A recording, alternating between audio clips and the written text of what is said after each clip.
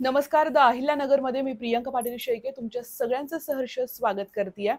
संपूर्ण देशाचं लक्ष असलेल्या नगर दक्षिण लोकसभा निवडणुकीमध्ये निलेश लंके यांनी ऐतिहासिक असा विजय मिळवलेला आहे. या ऐतिहासिक विजयानंतर आपण थेट त्यांच्या आईशी गप्पा मारणार आहोत. कारण की अत्यंत सर्वसामान्य कुटुंबातला हा मुलगा आज थेट दिल्लीमध्ये जातोय.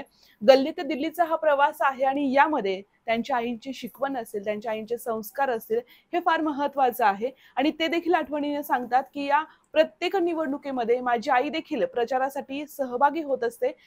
आई, खरंच खूप स्वागत आहे तुमचं आणि तुम्ही आता धन्यवाद. खासदारांच्या आई झालेल्या आहात. काय हां, भावना आहेत धन्यवाद, तुमच्या? धन्यवाद. झाले खासदार जसं आपण पण सगळ्यांनी सहकार्य केलं. सगळ्यांनी म्हणजे उचलून धरलं. सगळ्या जनतेने हातात घेतली ही निवडणूक. हे काय पुटराच्या हातामध्ये नाही राहिले ह्यावेळेस. पण त्यांनी एवढा त्रास दिला त्या विखेने आम्हाला तुम्हाला काय सांगू. मुसलमानचे लोकं इथं पोटं भरते. कोणाच्या चहाच्या टपऱ्या, हं, हं. कोणाच्या वडापाव टपऱ्या.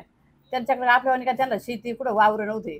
ते लोकांचे फार अन्नात माती घालून ते लोकं घरी बसवले. म्हणजे आपल्या इथे सुप्याचे आम्ही बघितलं. हं, आपल्या हं. नेत्याचं ऑफिस पाडलं.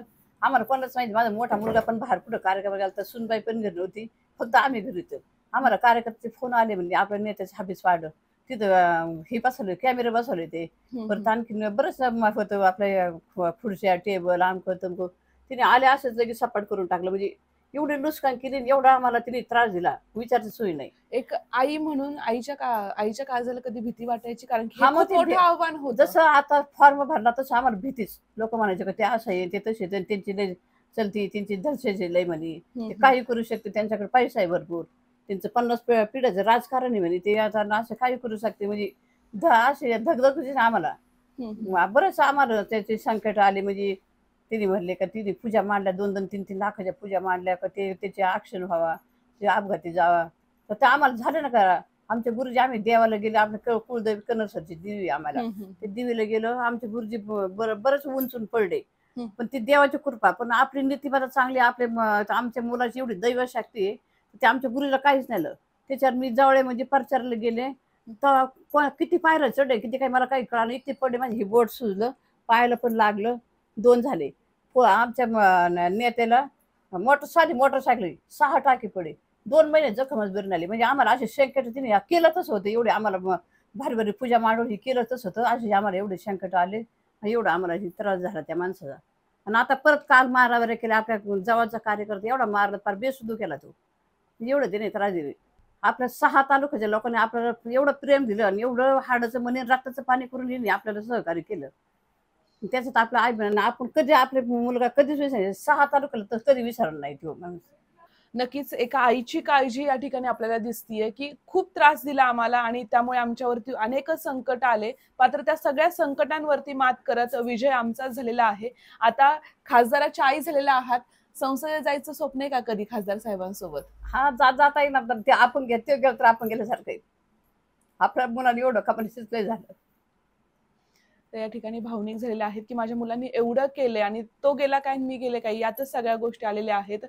अ, तुम्ही प्रचारात जायचात अक्का. तुम्हाला सगळेजण अक्का म्हणतात. 1.5 महिने मी परिचय केला तुम्हाला सांगू मला ऊन नाही लागलं, ताण नाही. कुठं जर गेले काही लोक म्हणायचे, "अक्का तुम्ही आमच्या गावात" मला सगळे म्हणजे अख्खा तालुका अख्खा जिल्हाच मला अक्का म्हणतो. म्हणजे मुलांना सवय लागली त्याच्यापासून. तर ते मग कुठं जर गेले तर ते म्हणजे, "अक्का तुम्ही आमच्या गावात इकडे येऊच नका. तुम्ही इकडे यायची काही हीच नाही. फक्त तुमचा पारनेर तालुका सांभाळा. पारनेर तालुका सांभाळा." असे कुठे गेले मी म्हणजे बाई का बरं पारनेर तालुका सांभाळा, पारनेर तालुका आपण तर पारनेर तालुका एवढी सुधारणा केली, एवढं लोकांचं हे केलं, दुःखासुखात काही कमी पडलेलं नाही आपला मुलगा. का बरं हे लोकं असे म्हणतात? म्हणजे जनता याच्या जलसमध्ये बाहेर लोकं येणार याची म्हणजे ते तिने 5-6 सभा इथं पारनेरमध्ये घेतल्या. पारनेर तिने ना एकेने पार पिंजून काढलं होतं. त्यामुळे लोकांना धास्ती होती, की लोकं म्हणायचे, "तुम्ही फक्त पारनेर तालुका सांभाळा. कंट्रोल नाही पारनेर तालुक्यात हे." तर एवढं पण पारनेर तालुका आम्हाला एवढा विजय केला आणि पारनेर तालुका आम्हाला एवढं हे दिले ना लीड दिलं ना. नक्कीच आपला तो आपला असतो आणि पार्टनर हे घर आहे आहे ना, खासदारांचं आणि बरोबर आहे त्यामुळे ना. त्या ठिकाणी लीड त्यांना मिळालेला आहे. अक्का तुमचं वय किती आहे सध्या? आणि कुठं कोणत्या तालुक्याला म्हणजे तुम्ही फक्त पारनेर तालुका सांभाळा. मी का बरं असे पारनेर तालुका सांभाळा, पारनेर तालुका सांभाळा असं मला टेन्शन यायचं. का बरं आपलं एवढं जवळचं आपण एवढं जवळची माणसं तरी आपलं पारनेर तालुक्याची काय शंका घ्यायची. का किती पारनेर तालुक्यात बऱ्याच सभा घेतल्या. त्यामुळे लोकांना शंका यायची. तर या सगळ्यामध्ये तुम्ही म्हणता की मी खूप फिरले, सगळ्या गोष्टी केल्या. या सगळ्या गोष्टी होत असताना आता ते खासदार झालेले आहेत. अगदी ज्या निकालाचा दिवस होता त्या दिवशी काय मनात धाकधूक होती निकाल किंवा दिले तुम्हाला काय सांगू. सकाळचे उठले, अंघोळ्या झाल्या, कपडे झाले, एका पाहुण्यांनी स्वयंपाक केला. हम्म. तोपर्यंत काही जण जेव्हा टीव्हीला सुरू झालं ना 6:30च्या पुढं 12 वाजता पोराचं कुठं टीव्हीवर नाव येईना काय येईना, एवढा हादरा बसला का असं वाटलं कपडे अंगावर घेऊन झोपायचं, उठायचं नाही, बसायचं झोपायचं कुठं. ती घर भरलं ही गज भरलं, माणसं बाहेर उभं राहायला जागा नाही, एवढं टेन्शन आलं. नंतर पोरं मग पुढं पुढं वाढत गेलं. मग पोरं सांगायला लागली का आपण एवढं टेन्शन घेऊ नका, एवढं वाढत तेवढं वाढत. मग थोडं थोडं माझ्या मनातलं थोडी धास्ती कमी झाली.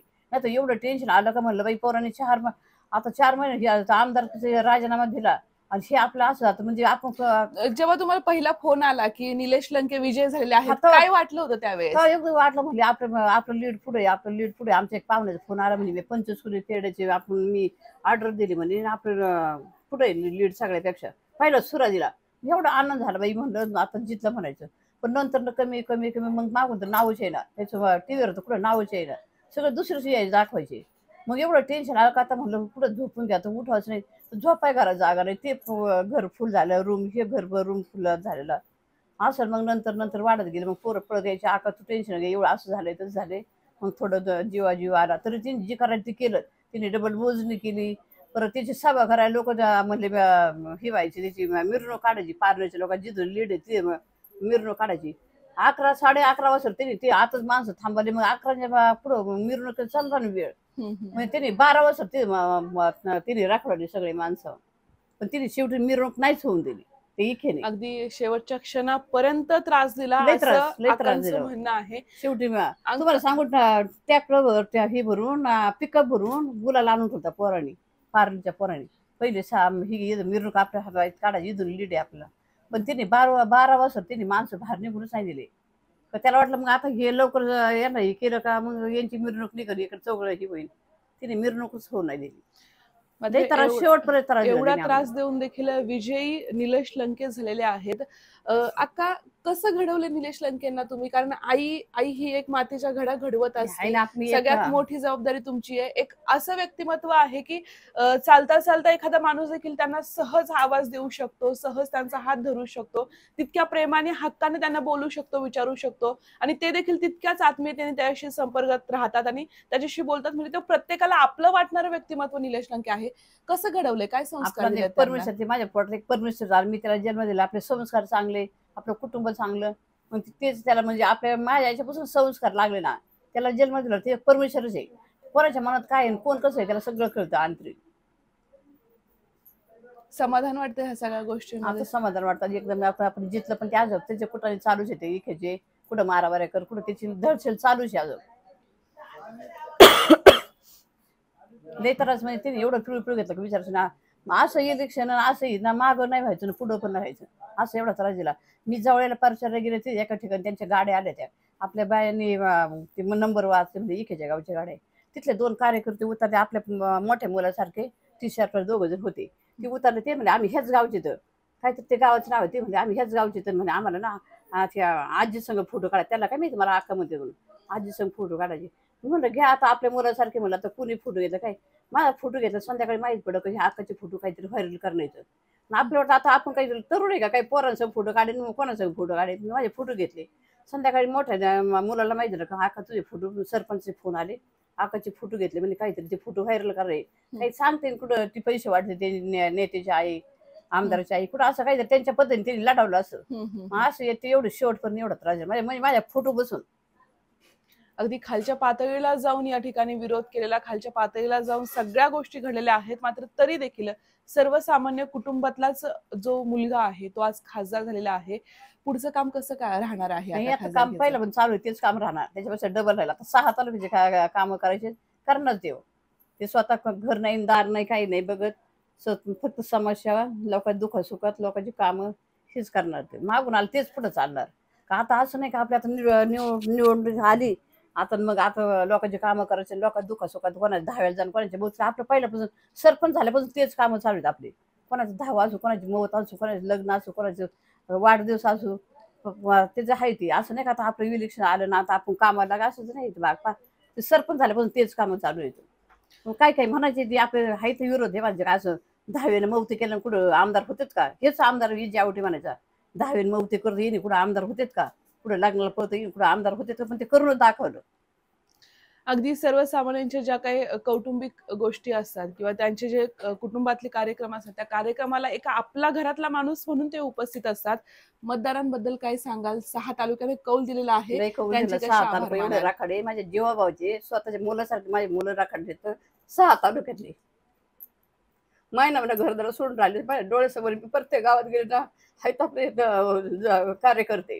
महिना घर नाही दार नाही गुरेढोर नाही शेतकरी लोक कोणाचे जरशा गाय कोणाच्या गाय महिनाभर राहिले तर कसे बी कुठं खाल्लं तर खाल्लं नाही खाल्लं पण कुठं बी असं झोपून असे तिने एवढं 6 तालुक्याच्या लोकांनी एवढं सहकार्य केलं एवढा जीवाला जीवला हाडाचं पाणी रक्ताचं पाणी हाडाचं मनी करून त्यांनी एवढं सहकार्य केलं तर आम्ही त्या माझ्या मुलगा कधीच त्यांना विसरलं नाही. त्यांनी एवढं सहकार्य केलेलं आहे आपल्याला 6 तालुक्याने.